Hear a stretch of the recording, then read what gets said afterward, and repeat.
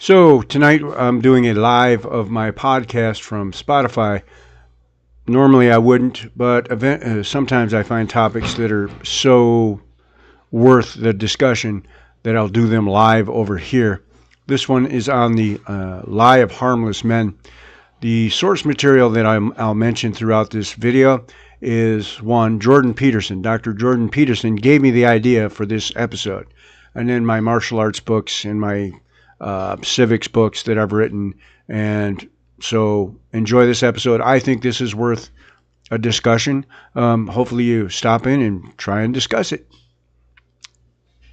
So let's have at it.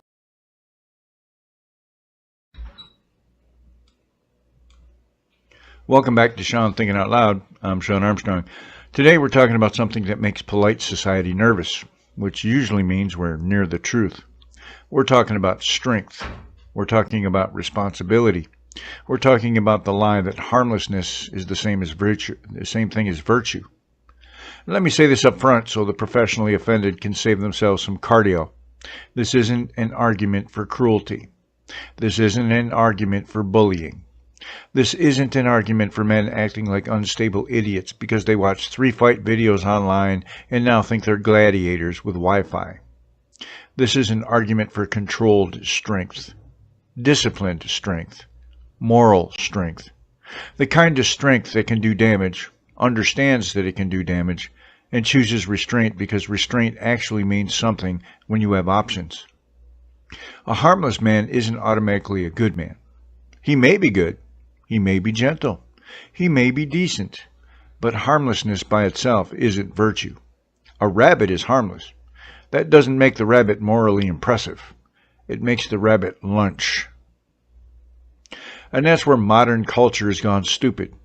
We've spent decades telling people, especially young men, that aggression is bad, competition is bad, strength is suspicious, confidence is toxic, masculinity is dangerous, discipline is oppression, and personal responsibility is some kind of cruel burden invented by people who own belts and expect adults to use them. Then everyone acts shocked when we produce weak, resentful, anxious, bitter people who can't defend themselves, can't lead themselves, can't control themselves, and can't handle ordinary pressure without collapsing into grievance. Who could have predicted that raising people like fragile porcelain figurines would produce fragile people? Only everyone with a functioning brain. So naturally, the experts missed it. The material we're working from today makes a hard point. A person has to recognize the darker parts of himself. He has to wrestle with them. He has to integrate them. He has to know what he's capable of. Because if he doesn't know what lives inside him, it still lives there. It just operates without adult supervision. And that's where people become dangerous in the wrong way. Not strong, dangerous. Not disciplined, uncontrolled. Not virtuous, naive, bitter, and eventually destructive. There's a massive difference between a peaceful man and a harmless man. A peaceful man has the capacity to act, but chooses peace. A harmless man has no choice. He behaves because he can't do anything else. That's not morality. That's limitation. And limitations aren't virtues. Now, this issue goes beyond martial arts. It goes beyond self-defense. It goes beyond men and masculinity, although, yes, we're absolutely going to talk about that, because apparently saying young men need discipline now qualifies as a hate crime against softness. This is political. This is cultural. This is spiritual. This is about how civilization survives. Because civilization doesn't survive by producing citizens who are passive, frightened, dependent, and helpless. Civilization survives when people can govern themselves. And to govern yourself, you need more than rights. You need responsibility. You need boundaries. You need self-command. You need the ability to say no to yourself before you start demanding the whole world say yes to every impulse that crawls across your skull. We live in a culture obsessed with rights. My freedom, my identity, my truth, my expression, my comfort, my validation, my safe space, my emotional temperature, my personal weather report. And yes, rights matter. I spent 23 years in the Army. I don't need a lecture on rights from some political toddler whose idea of sacrifice is bad hotel Wi-Fi. Rights matter, but rights without responsibility turn citizens into spoiled dependents. Rights without duty turn adults into consumers of civilization instead of defenders of it. Rights without self-control become excuses. And once a society loses responsibility, it starts confusing comfort with freedom. That's how you get a culture where everyone has a claim, everyone has a complaint, everyone has a diagnosis, everyone has a demand, and almost nobody has a duty. That's the battlefield for today's episode. We're going to take this in 5 parts. First, we're going to talk about why harmlessness isn't virtue. Second, we'll get into rights and responsibility and why one without the other produces adult children with legal vocabulary. Third, we're going to talk about competence, especially masculine competence, and why calling strength tyranny is one of the dumbest cultural moves of the last half-century. Fourth, we're going to deal with the shadow. That means the part of you that can do ugly things. The part people like to pretend belongs only to villains, Nazis, tyrants, criminals, and everyone conveniently outside the mirror. Fifth, we'll bring it home with peace. Because real peace doesn't come from weakness. Real peace comes from strength under control. So let's get into it. This episode is a good place to mention my martial arts work, especially Warrior's Path, the epic journey of modern karate, Dragon Kempo 2.0, and the Dragon Kempo 2.0 Belt Manual series. These books are built for people who understand that martial arts aren't about cosplay, trophies, or pretending kata is magic. They're about structure, discipline, timing, distance, body mechanics, self-defense, controlled aggression, and the hard work of becoming more capable without becoming a fool. The Dragon Kempo 2.0 series includes manuals for the belt ranks, plus practical kata and application for students and instructors who want a system with spine. Search Shawn Armstrong, Dragon Kempo 2.0, and Super Gringo books. Train seriously or don't waste your own time. Every time I tried to stand, they pushed me down.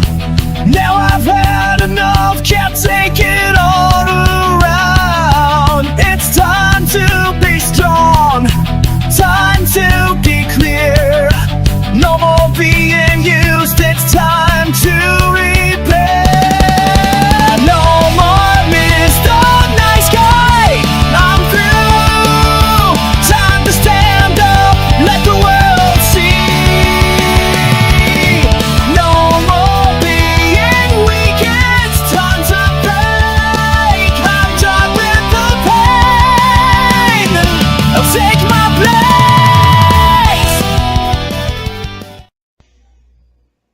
Let's start with the first lie. The lie says this: if you can't hurt anyone, you're good. No, you're harmless. There's a difference. A man who can't fight may be peaceful. He may also simply be incapable. A man who avoids conflict may be wise. He may also be afraid. A man who never raises his voice may be disciplined. He may also be weak, passive, resentful, and quietly waiting for some indirect way to punish everyone around him. This is why you can't judge virtue by surface softness. Some of the most toxic people you will ever meet aren't loud. They don't kick doors, they don't punch walls, they don't threaten anyone directly. They smile, they flatter, they manipulate, they undermine, they gossip, they poison relationships, they play victim while loading the knife. And because they look harmless, people mistake them for good. That's a mistake.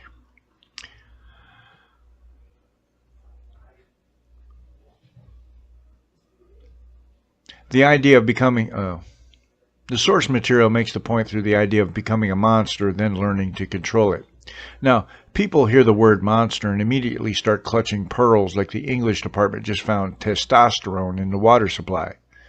But the point isn't be evil. The point is capacity. You need the capacity for aggression. You need the capacity for confrontation. You need the capacity to say no. You need the capacity to resist. You need the capacity to stand between predators and victims. You need the capacity to take a hit, return pressure, and not fold the first time life gets ugly.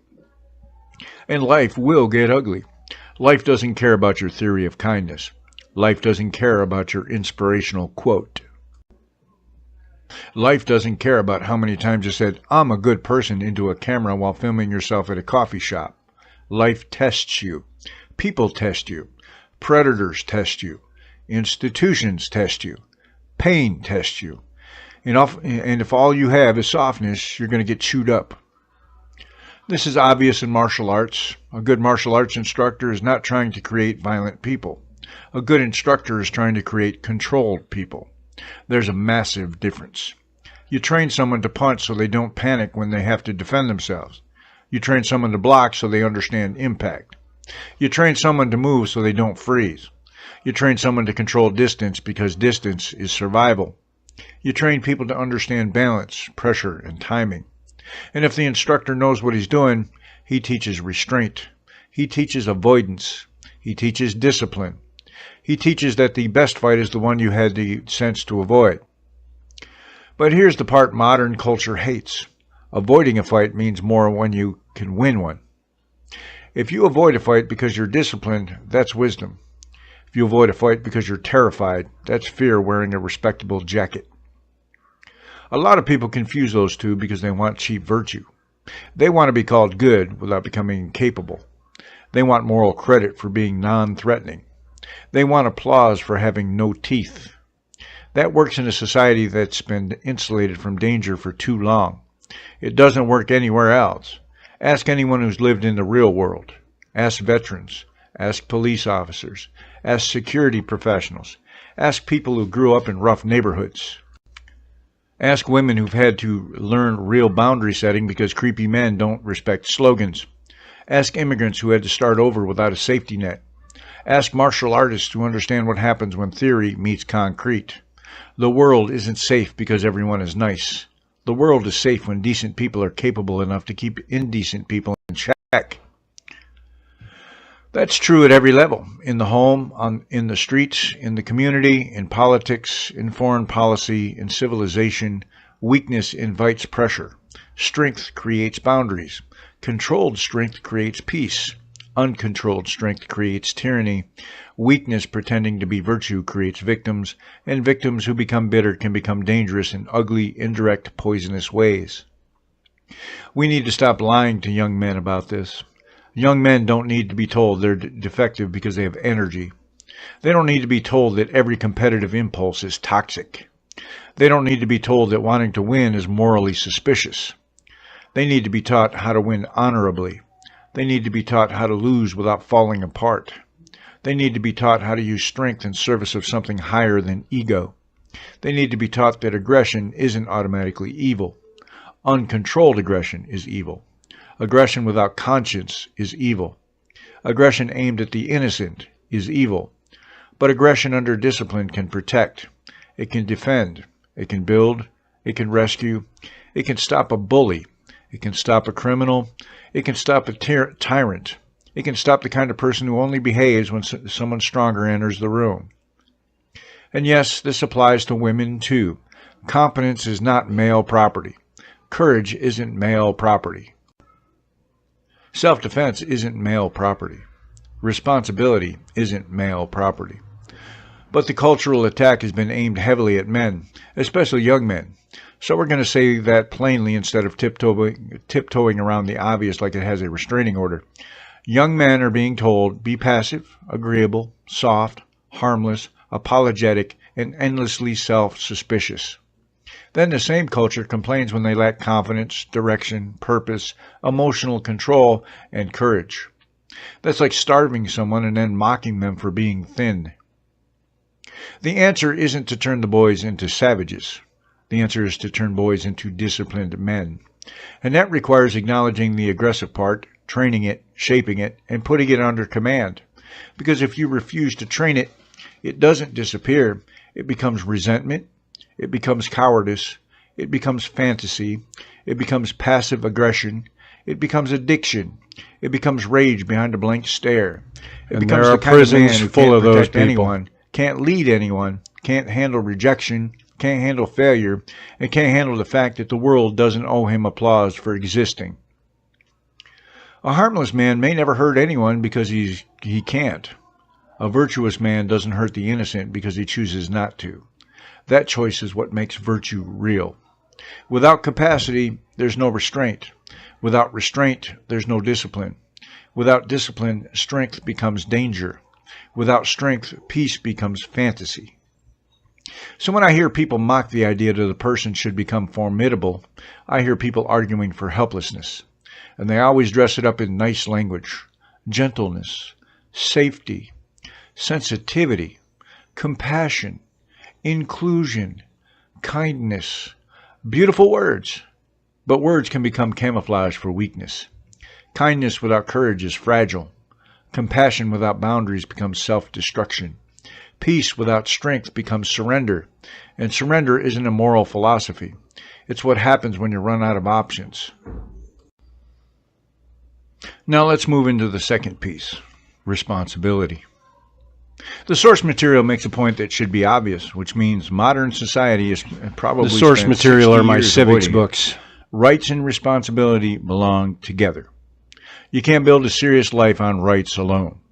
You can't build a family on rights alone. You can't build a nation on rights alone. You can't build a free society on rights alone. Rights protect you from abuse. Responsibility makes you worthy of freedom. That line will irritate some people. Good. And that's why the country's Let it in the work. shape it's in. Freedom isn't the same thing as impulse. A toddler follows impulses. A drunk follows impulses. An addict follows impulses. A weak man follows impulses. A citizen governs them. That's the difference. The modern West has become very good at teaching rights. Students can recite grievances before they can balance a checkbook. They can identify oppression in a sandwich menu. They can explain personal boundaries as long as those boundaries only apply to other people. They know how to say, "I have a right." They're much less fluent in saying, "I have a duty." And that's a serious problem, because rights language without responsibility creates a culture of entitlement. Everything becomes a demand. Give me safety. Give me comfort. Give me validation. Give me money. Give me status. Give me forgiveness. Give me a platform. Give me respect. Give me success. Give me protection from consequences. And if life refuses, then life is unjust. No, sometimes life is hard because life is hard. Sometimes you failed because you failed. Sometimes people don't respect you because you haven't become respectable. Sometimes you're lonely because you're difficult to be around. Sometimes your career is stagnant because you're lazy. Sometimes your relationships are broken because you're selfish. Sometimes you're angry at society because it's easier than admitting you have been undisciplined for 10 years. I know. Personal responsibility. Hide the children. Responsibility isn't cruelty. Responsibility is the price of adulthood. Take responsibility for your body. Take responsibility for your mind. Take responsibility for your family. Take responsibility for your word. Take responsibility for your conduct. Take responsibility for what you consume. Take responsibility for what you tolerate. Take responsibility for your anger. Take responsibility for your failures. And when you do fail, own it, correct it, and drive on. That's how adults function. It's not complicated. It's simply unpopular because it leaves fewer places to hide. A culture that worships rights but rejects responsibility becomes unstable. You see it in politics. Every group wants benefits. Every politician promises benefits. Every activist wants recognition. Every institution wants authority. Every agency wants funding. Every citizen wants services. But when the bill comes due, everyone suddenly becomes a philosopher. Who should pay? Who should serve? Who should sacrifice? Who should tell the truth? Who should maintain order? Who should defend the country? Who should raise disciplined children? Who should preserve the institutions? Who should admit that freedom requires limits? Apparently, nobody. The ghost of accountability will handle it. Very efficient. This is why responsibility gives life meaning. Happiness is unstable. Pleasure is temporary. Comfort fades. Entertainment gets boring. Status can vanish, but responsibility roots you. A man responsible for his family wakes up with a reason. A woman responsible for her children has a mission. A citizen responsible for his country has a stake in the future. A teacher responsible for students thinks beyond his ego. A martial artist responsible for his discipline trains when he doesn't feel like training. A soldier responsible for the man next to him learns very quickly that feelings don't carry ammunition. Responsibility gives weight to life. And people need weight. Without weight, they drift. And drifting people become easy to manipulate. That's why political systems that want control often attack responsibility. They don't always say it openly. They say they're liberating you. They say they're freeing you from old burdens. They say family is oppressive. Fourth wave feminism is oppressive. Religion is oppressive. Standards are oppressive. Borders are oppressive. Merit is oppressive. Discipline is oppressive. Masculinity is oppressive. Authority is oppressive. Then, after they destroy every structure that once helped people govern themselves, they offer the state as a substitute parent. Funny how that works. Break the legs, sell the crutches. Very humanitarian. This is why the rights-only worldview is politically useful. A responsible citizen is hard to control. A dependent citizen is easy. A responsible citizen asks, "What's my duty?" A dependent citizen asks, "What am I owed?" A responsible citizen can say no to propaganda because he has standards outside the propaganda machine. A dependent citizen needs approval from the machine. A responsible citizen can survive discomfort. A dependent citizen can be steered by comfort. A responsible citizen builds. A dependent citizen consumes. This is where the idea of becoming formidable ties directly into citizenship. You can't defend rights if you can't carry responsibility. You can't defend free speech if you're afraid of disagreement. You can't defend religious liberty if you have no conviction. You can't defend property rights if you think envy is economics. You can't defend self-defense if you think every weapon is magic evil metal. You can't defend the Constitution if you treat it like an old menu from a restaurant you never visited. Freedom requires adults, and adults require self-command. The same rule applies in the home. Parents who can't control themselves can't raise disciplined children. A father who can't govern his temper will either terrorize the house or retreat from leadership entirely. A mother who can't set boundaries will train children to become tyrants with snack preferences. And a home without responsibility becomes a rehearsal space for social chaos. Children need love. They also need structure. They need affection. They also need correction. They need freedom. They also need limits. And if you don't teach them limits, the world will. The world isn't gentle about it. This is why the old language of duty mattered. Duty to God, duty to family, duty to country, duty to neighbor, duty to truth, duty to your own word. Modern people like to sneer at that language because it sounds old-fashioned. But old-fashioned doesn't mean false. Indoor plumbing is old too, but I notice even progressives still use toilets. Some things endure because they work. Duty works. Responsibility works. Discipline works. Standards work. Training works. Truth works. Pretending they don't work because they make weak people uncomfortable isn't moral progress. It's cultural vandalism with better lighting. A rights-only culture makes people loud. A responsibility culture makes people strong. And strong people don't need to scream about every inconvenience. They handle things. They adapt. They endure. They protect. They build. They correct themselves. They know life is unfair, but they don't make unfairness their whole personality. So when we talk about being a controlled monster, we're really talking about responsibility. The capacity for force must be governed by conscience. The capacity for speech must be governed by truth. The capacity for freedom must be governed by duty. The capacity for anger must be governed by discipline. The capacity for ambition must be governed by honor. Otherwise, every human strength becomes a public hazard, and every human weakness becomes someone else's problem. This is a good time to mention tactical training with firearms and long-range shooting, Zen or Science. Those books are for people who understand that serious tools require serious minds. Firearms are not political jewelry. They're not personality accessories. They're not props for people who confuse noise with competence. Training matters. Safety matters. Legal awareness matters. Mental discipline matters. In tactical training with firearms, I deal with self-defense, safety, de-escalation, drills, survivability, and the mindset needed around force. In long-range shooting, Zen or Science, I get into precision, wind, terrain, position, ballistics, and ethical long-range practice. Search Shawn Armstrong and Super Gringo books. Competence first, ego last. Now we get to one of the dumbest ideas modern culture has managed to mass produce. The idea that competence is suspicious, especially masculine competence. If a man is confident, he's arrogant. If he's strong, he's threatening.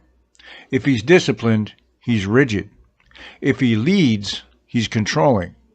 If he protects, he's paternalistic. If he competes, he's toxic. If he wins, he must have cheated. If he loses and takes it like a man, he's emotionally repressed. If he shows emotion, he's performing vulnerability wrong. There's no winning this game because the game was designed by people who hate the player. The source material points out that society has tried to associate masculine competence and power with tyranny. That's poison. And it harms men and women. It harms men because it teaches them to distrust their own strength. It harms women because it leaves them surrounded by men who've been trained to be passive, confused, and apologetic. Then those same women ask where the strong men went.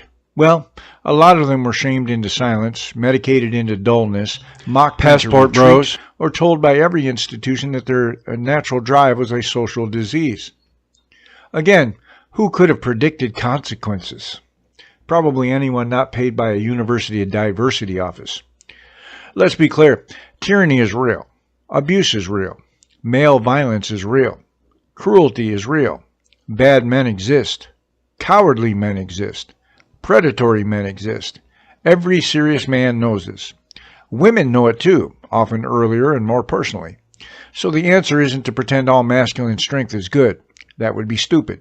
The answer is to distinguish between disciplined strength and predatory strength, between protector and bully, between leader and tyrant, between warrior and thug, between father and dictator, between confidence and narcissism, between command presence and insecurity wearing boots. Modern culture struggles with distinction because distinction requires thought. It's much easier to flatten everything into labels. Masculine equals toxic. Aggression equals violence. Authority equals oppression. Discipline equals trauma. Standards equal exclusion. Merit equals privilege. The beauty of that worldview is that it lets weak people sound wise while understanding almost nothing. Competence isn't tyranny.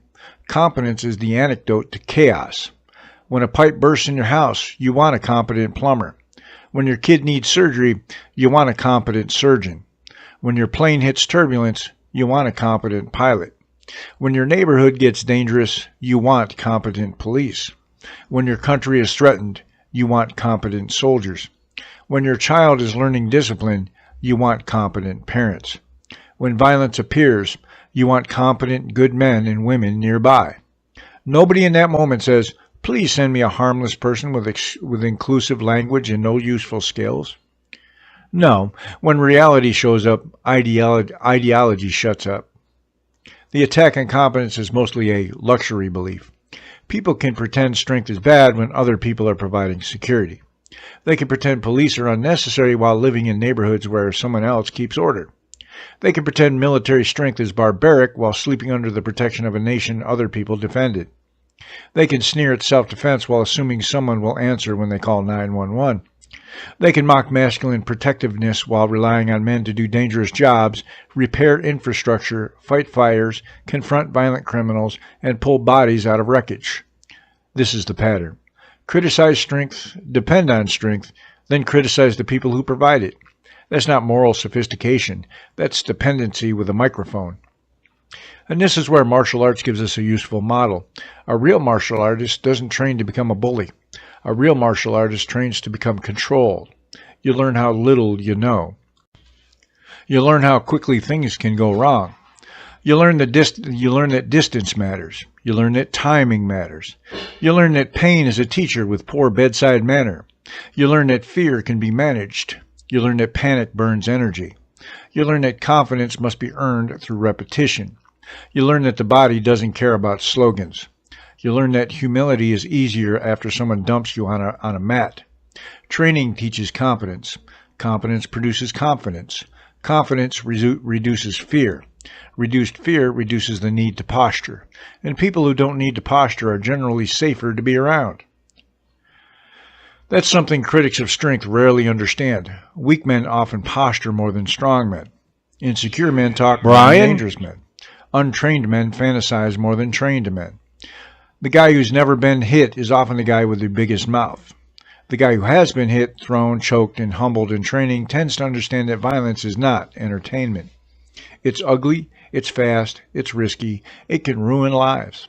That understanding creates restraint. Not always, because humans remain stubborn animals with car keys, but often. This is why proper training matters. Strength without training is crude. Training without morality is dangerous. Morality without strength is fragile. You need all three: strength, training, moral restraint. That's the triangle. Break one side and you create problems. Now let's apply that politically. A republic needs citizens with competence, not mobs, not dependents, not spectators, citizens. People who can read, think, work, argue, defend their rights, control their impulses, raise children, serve communities, handle responsibility, see through propaganda, recognize manipulation, and stand firm when institutions try to treat them like livestock with streaming subscriptions. That requires competence. Incompetence threatens people who profit from dependency. An incompetent population needs managers. A frightened population needs protectors. A confused population needs experts. A passive population needs rulers. A divided population needs handlers. That's why every serious political movement eventually has to answer one question. Do you want citizens or clients? A citizen stands upright. A client waits for benefits. A citizen has duties. A client has demands. A citizen argues from principle. A client argues from appetite. A citizen can say no. A client asks permission. This is why the war on competence is also a war on citizenship. The same culture that tells young men to be harmless tells citizens to be dependent. That same culture that treats strength as suspicious treats self-reliance as extremist. The same culture that mocks discipline demands obedience to bureaucracy. Funny how discipline is oppressive when it comes from fathers, coaches, instructors, pastors, and old school teachers, but suddenly holy when it comes from government agencies, HR departments, activist committees, and anonymous moderators. Apparently authority is only bad when it tells you to grow up. Competence isn't tyranny. Tyranny is power without moral limits. Competence is ability.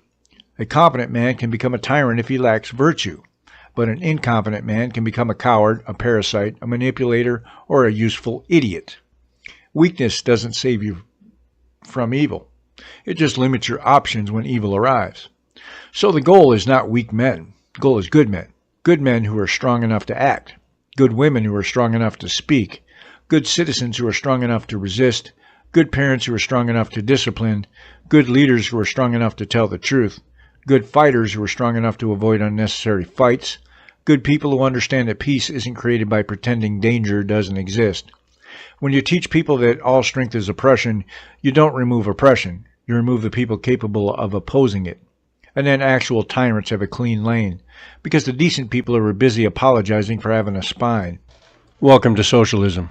Now we need to talk about the part everyone wants to avoid, the shadow. The source material uses that language to describe the parts of yourself you don't want to face. Your capacity for cruelty, your capacity for resentment, your capacity for revenge, your capacity for domination, your capacity for cowardice, your capacity for betrayal, your capacity for rationalizing evil while calling it necessity. Most people don't want to think about that. They want evil to be something over there in history, over there in the dictator, over there in the criminal, over there in the other political party, over there in the extremist, over there in the person with the bad haircut and the uniform in the documentary. That's comfortable. It's also false. The uncomfortable truth is that ordinary people can do terrible things under the right pressures, incentives, fears, and permissions. That doesn't mean everyone is equally evil. It doesn't mean moral judgment is impossible. It doesn't mean victims and perpetrators are the same. Don't be stupid. It means human beings are not as clean as they pretend. And if you don't understand your own capacity for darkness, you're more vulnerable to it. People like to study Nazi Germany or the Soviet Union and imagine the perpetrators were aliens, monsters from another species, creatures made from different material. No, they were people, human beings, fathers, mothers, clerks, officers, teachers, neighbors, bureaucrats, cowards, true believers, careerists, social climbers, resentful losers, ambitious functionaries, people who wanted safety, people who wanted status, people who wanted revenge, people who wanted to belong, people who wanted to avoid punishment, people who told themselves they were serving history, serving equality, serving the nation, serving progress, serving justice, serving the future. Human beings can commit evil with paperwork and clean fingernails. That's the part polite society hates to admit. Everyone wants to imagine they would have resisted. Everyone thinks they would have hidden the innocent. Everyone thinks they would have spoken up. Everyone thinks they would have refused the order. Everyone thinks they would have stood in the doorway and said, no. Maybe, maybe not. History is full of dead people who found out how rare courage is. This is why self-knowledge matters. If you know you're capable of cowardice, you can train courage. If you know you're capable of cruelty, you can train restraint. If you know you're capable of resentment, you can train gratitude. If you know you're capable of revenge, you can train justice. If you know you're capable of lying, you can train truthfulness. If you know you're capable of weakness, you can train strength. But if you believe you're naturally pure, you're already compromised. Self-righteousness is one of the evil's favorite disguises. This is where modern politics becomes disgusting. Every faction wants to outsource evil to the enemy. The left says evil is on the right. The right says evil is on the left. The state says evil is in the extremist. The activist says evil is in the system. The bureaucrat says evil is in the non-compliant. The mob says evil is in the accused. The accused says evil is in the mob. And sometimes they're right. But nobody wants to ask, what am I capable of? Because that question ruins the performance. It's much easier to accuse. It's much easier to posture. It's much easier to denounce. It's much easier to signal virtue. It's much easier to slap a label on someone and declare yourself clean. Racist, fascist, communist, traitor, Nazi, bigot, extremist, terrorist, threat. Once you label someone as pure evil, you no longer have to treat them as human. And once you stop treating people as human, you can justify almost anything. That's how moral language becomes a weapon. That doesn't mean labels are never accurate. Some people are racists. Some people are communists. Some people are fascists. Some people are traitors. Some people are threats. Reality has categories, but a serious person uses categories carefully. A lazy person uses them like a club, and a malicious person uses them like a permission slip. This is why integrating the shadow matters politically. A citizen who understands his own darker impulses is less likely to be seduced by mass hatred. He knows the thrill of feeling superior. He knows the temptation to punish. He knows the pleasure of seeing an enemy humiliated. He knows the emotional rush of belonging to a righteous group. He knows how easy it is to confuse vengeance with justice. So he becomes cautious. Not weak, cautious. Cautious with power, cautious with crowds, cautious with slogans, cautious with leaders who demand moral panic. cautious with movements that promise purification, cautious with institutions that say, "Trust us, we know who the bad people are." That caution isn't cowardice, it's wisdom. Because once a society gives itself permission to hate, the machine starts moving. And the people inside the machine always have reasons. They always have experts, they always have slogans, they always have emergency powers, they always have moral language, they always have children to protect, they always have history on their side, they always have a future to build, they always have enemies to destroy, and they always insist this time is different. It's never that different. Human nature has a boring commitment to repetition. Now bring this back to the individual. If you don't understand your own capacity for harm, you can't be trusted with power. That includes physical power, political power, parental power, institutional power, spiritual power, intellectual power, any power. A parent who doesn't understand his own anger may take revenge on a child while calling it discipline. A teacher who doesn't understand her own resentment may undermine a student while calling it standards. A politician who doesn't understand his own ambition may destroy liberty while calling it reform. A pastor who doesn't understand his own pride may manipulate the faithful while calling it leadership. A police officer who doesn't understand his own fear may overreact while calling it control. A soldier who doesn't understand his own aggression may cross lines while calling it mission focus. A citizen who doesn't understand his own envy may vote for the theft while calling it fairness. That's not theory. This is human behavior, dressed up however you want. It still stinks when it rots. Source material mentions discipline of children in relation to knowing your darker side. That's important. A parent who understands that he can lose control is more likely to build systems to prevent it. He steps away. He lowers his voice. He sets clear rules. He corrects early instead of exploding late. He doesn't wait until anger turns into rage. He knows that children need discipline, but they don't need adult emotional discharge dumped on them like sewage. That's responsibility. That's strength under control.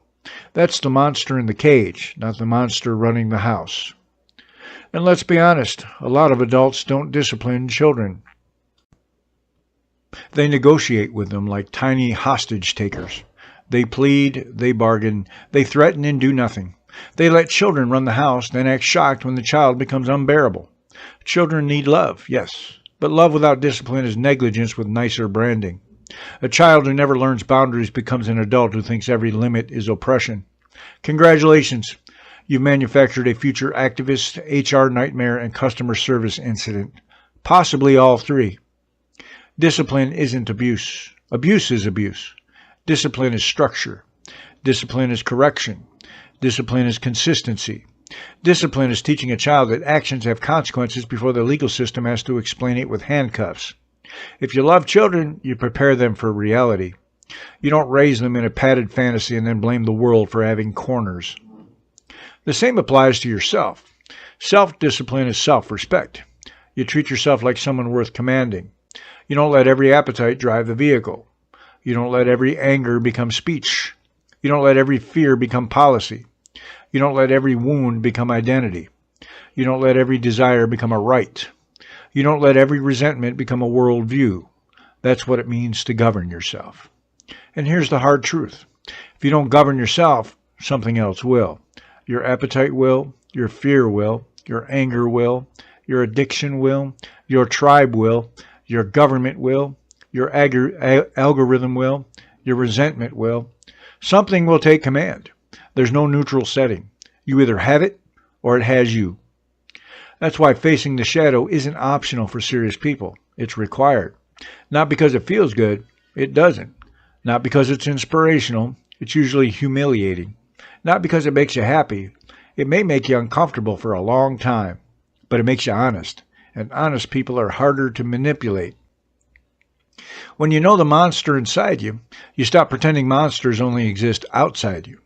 That makes you more careful, more disciplined, more realistic, and more dangerous to liars, because liars depend on people who either deny evil or outsource it completely.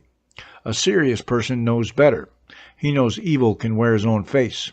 So he trains, he watches himself, he accepts correction, he builds habits, he submits strength to principle, and if necessary, he fights. But he doesn't worship the fight. He doesn't become the fight. He remains in command. This episode also lines up with two of my civics books, Reclaiming Our Ideals and Dismantling the Republic. Reclaiming Our Ideals deals with foundational principles, natural law, consent, property, virtue, and moral drift. Dismantling the Republic deals with citizenship decline, tribalism, bureaucratic power, constitutional erosion, and the political machinery that turns citizens into managed groups. If you want more than bumper sticker politics and shallow outrage, search Shawn Armstrong and Super Gringo books. Read something that expects you to think. Terrible burden, I know. Now we bring it home. Peace requires strength under control, not weakness, not passivity, not fear, not endless appeasement, strength under control. This applies to individuals, it applies to families, it applies to communities, it applies to nations, it applies everywhere human beings interact because human beings aren't angels. Some people are decent, some people are predators. Most people are somewhere in the messy middle, trying to live, failing often, rationalizing more than they should, and occasionally doing the right thing despite themselves. That's humanity. Charming species. Needs supervision. A peaceful man with no capacity for force is peaceful until force is required. Then he becomes dependent on someone else. That may be unavoidable in some cases. Nobody can be strong in every way. Nobody can master every skill. We all depend on others. But as a general philosophy, helplessness isn't noble. It's a liability. A society full of helpless people becomes a society ruled by whoever isn't helpless. That's usually not the nicest group in the room. If you want peace in your own life, become capable. Get your body under control. Get your mouth under control. Get your finances under control. Get your anger under control. Get your habits under control. Learn how to defend yourself. Learn how to think clearly. Learn how to recognize manipulation. Learn how to say no. Learn how to keep your word. Learn how to walk away from foolishness. Learn how to stand your ground when walking away would be cowardice. That's peace through discipline. If you want peace in the home, build order. Not tyranny, order.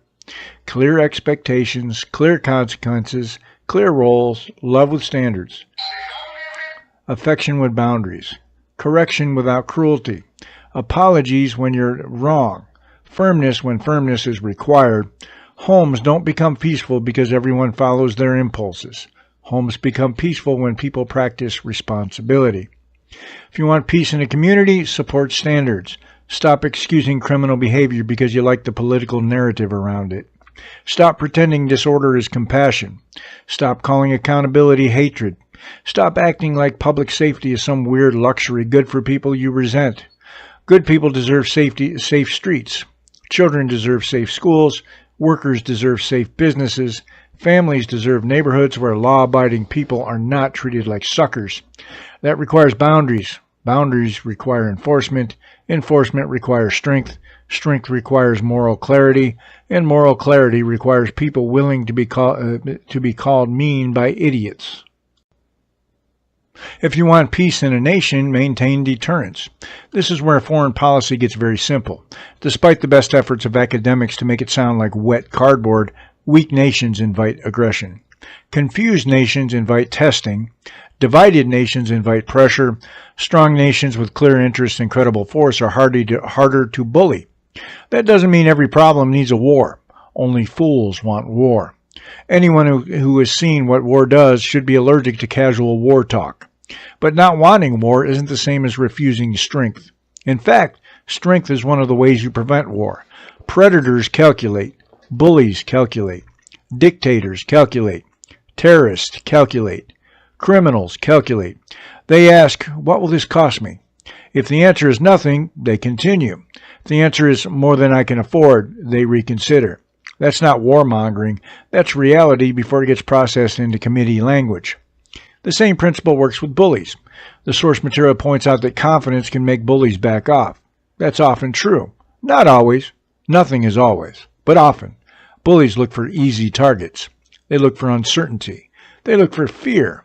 They look for people who will comply. A confident response can change the calculation. A firm boundary can change the calculation. A person who looks like he might be more trouble than he's worth can change the calculation. That's why competence prevents fights, because predators prefer low-risk prey. Yes, that sounds harsh. Reality often does. It refuses to attend sensitivity training. This is why the idea of meekness is often misunderstood. People hear meek and think weak, timid, soft, passive, cowering. That's not the deeper idea. The deeper idea is strength under control, a sword kept sheathed, a person who can act but doesn't act without cause, a person who has power but doesn't abuse it, a person who can confront but doesn't seek conflict for entertainment. That's the model. Powerful and peaceful, formidable and restrained, dangerous and disciplined. That order matters. Powerful, then peaceful. Formidable, then restrained. Dangerous, then disciplined. If you reverse the order, you get fantasy. You can't restrain what doesn't exist. You can't control strength you never developed. You can't choose peace from a position of total helplessness and call it moral superiority. Again, maybe you're a good person, but the peace isn't fully chosen if violence was never an option. Virtue requires choice.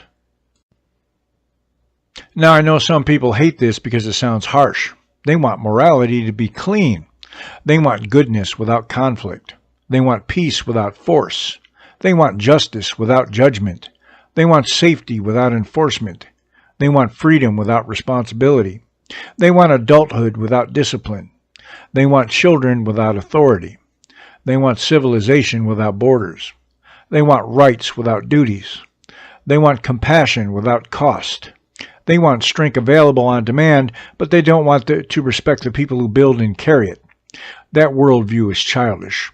An adult civilization can't be built on childish fantasies.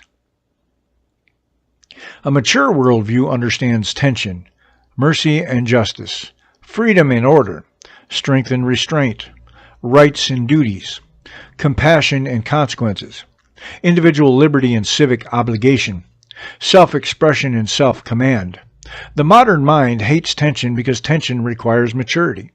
It wants one-word answers: love, justice, equity, safety, freedom, peace.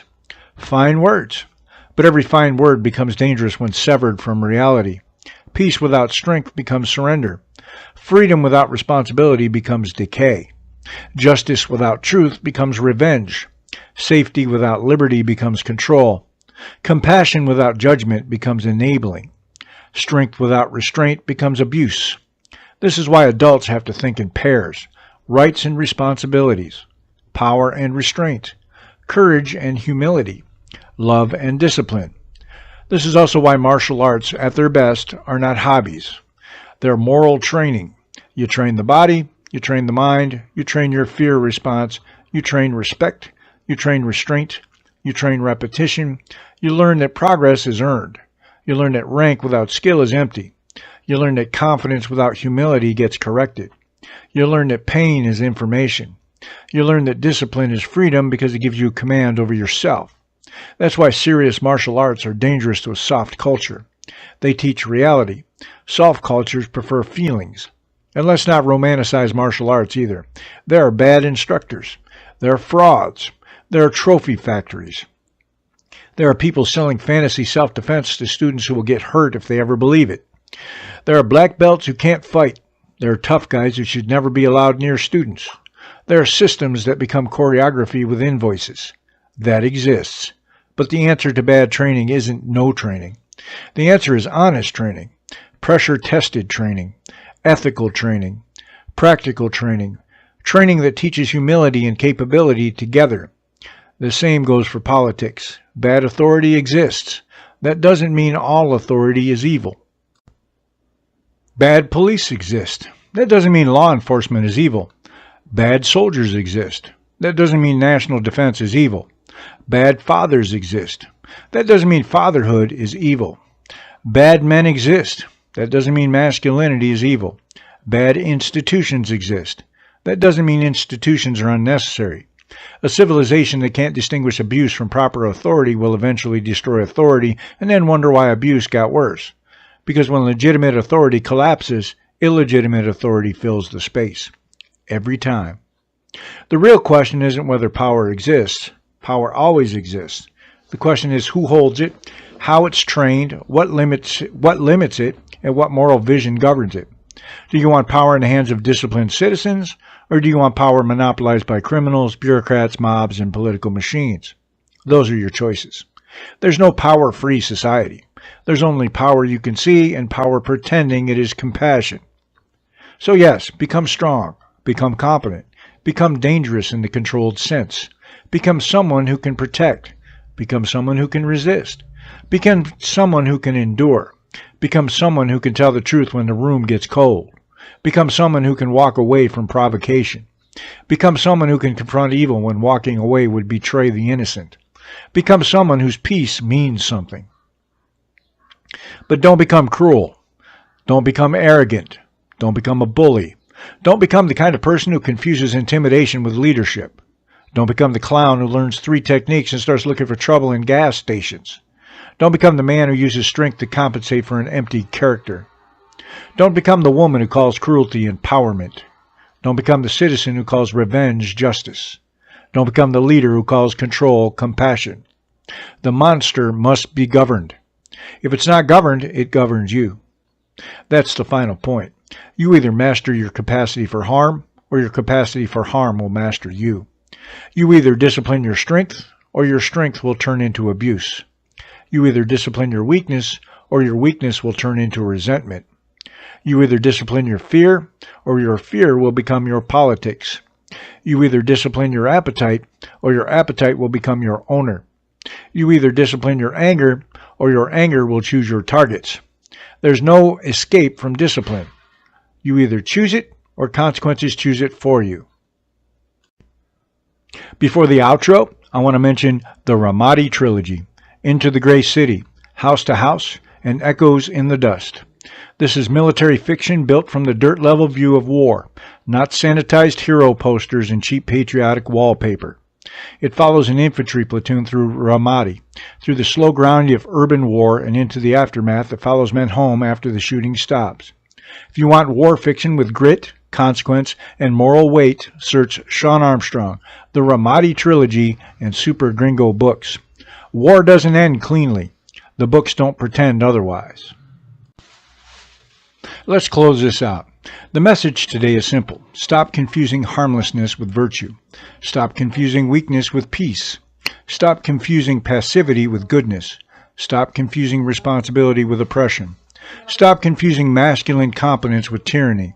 Stop confusing emotional softness with moral depth. Stop confusing slogans with civilization. A good person isn't someone who lacks the ability to do harm. A good person is someone who has faced that ability, trained it, disciplined it, and placed it under moral command. That's the difference. A harmless person may behave because he can't do otherwise. A disciplined person behaves because he chooses to. That choice matters. That choice is where virtue lives. We need stronger people, not cruel people, not reckless people, not loud people, not chest-thumping idiots with podcast microphones and unresolved childhood problems. We need stronger people, fathers with discipline, mothers with standards, teachers with courage, citizens with backbone, leaders with restraint, young men with purpose, young women with boundaries, martial artists with humility, soldiers with honor, pastors with conviction, politicians with accountability, though apparently now we're drifting into science fiction.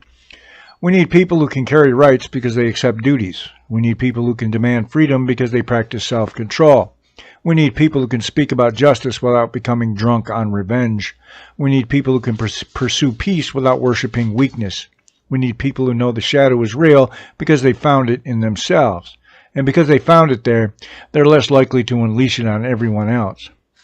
This isn't an easy message. Good.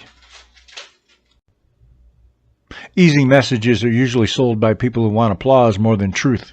The truth is harder. You're capable of more than comfort. You're capable of more than complaint. You're capable of more than resentment. You're capable of strength. You're capable of discipline. You're capable of responsibility. You're capable of being formidable without becoming evil. But nobody can do that work for you. No government program can give you character. No activist slogan can give you courage. No therapist can carry your responsibility. No politician can make you an adult. No institution can replace self-command. At some point, you have to stand up inside your own life and take charge. That means training. That means duty. That means correction. That means failure. That means telling yourself no. That means facing the parts of yourself you would rather blame on other people.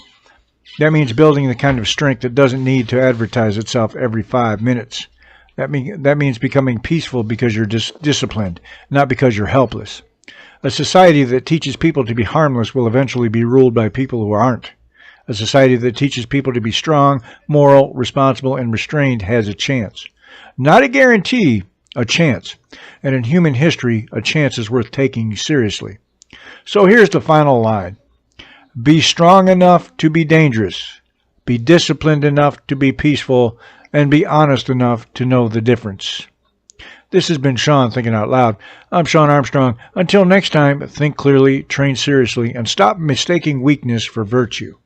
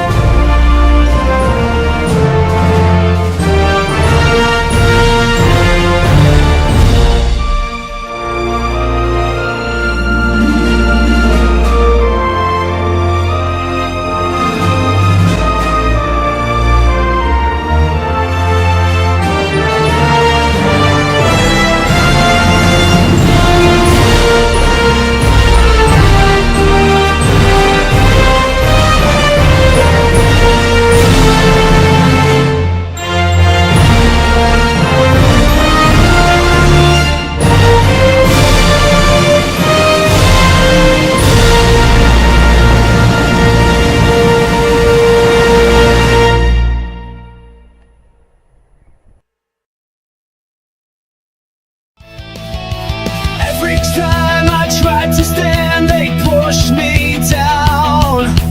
Now I've had enough, can't take it all around. It's time to be strong, time to be clear. No more being used, it's time to